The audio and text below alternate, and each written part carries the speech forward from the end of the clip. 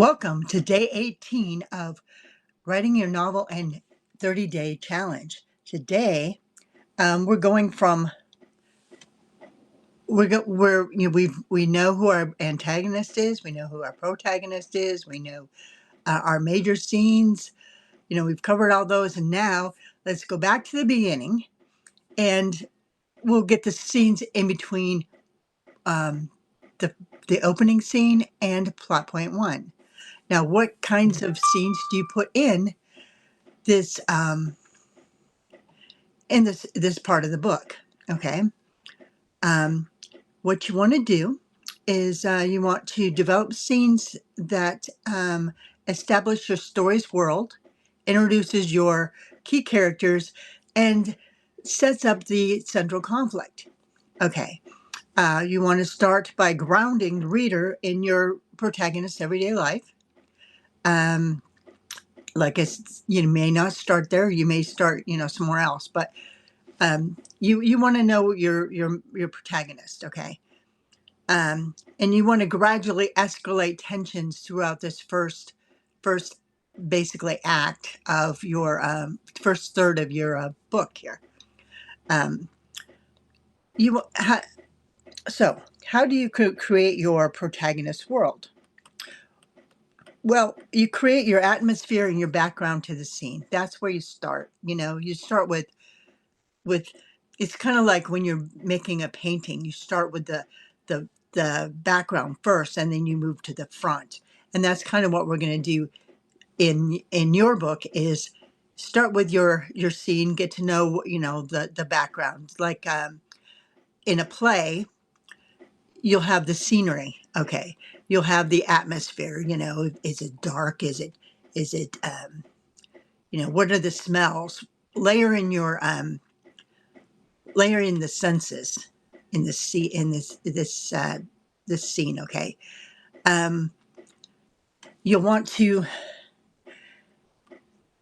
once you get your background, get into the action of the scene. If there is action, if this is what's in the scene is your action, get to know what characters are there, what they're doing, why they're doing it, and how they're doing it.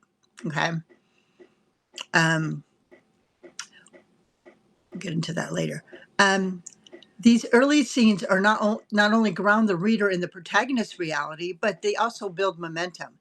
So you want to ensure that by the time plot point one arrives, the dramatic shift feels both inevitable and compelling. Then,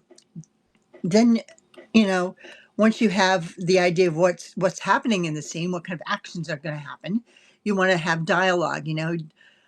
A scene is pretty boring without dialogue. You don't want to read a lot of description. You want to get action, and you want to get people talking. So the people interacting, people arguing, people discussing, whatever. So effective dialogue at this stage not only advances the plot, but also deepens character development. It can expose character motivations. It can illustrate social dynamics and highlight what's at stake in each person involved. Whether it's casual chat over breakfast, a tense disagreement at work, or supportive exchange with a friend, these moments help build authenticity and emotional resonance. Keeping the readers invested in the story builds towards this major turning point. You're trying to keep the reader involved. You want to keep the reader interested in what's going on. They have to have a vested interest, and that is involved in emotions. You want to drive emotions. Another scene aspect of scenes that you have is you might have introspection by the point of view character. You might have it with the protagonist, but if the protagonist is not your point of view character, you want to excuse me. You want to make sure that you mark that this is not point of view. Okay, have a certain color, a highlight that you highlight in there that this is not a point of view character, but I'm putting this in here so that I know what the protagonist is thinking. Again, a lot of times the protagonist is the point of view character, or in the scene, so you want to make sure that that's going on. Okay. So you've done your homework. So if you've done all your homework, get your protagonist world going in this beginning here.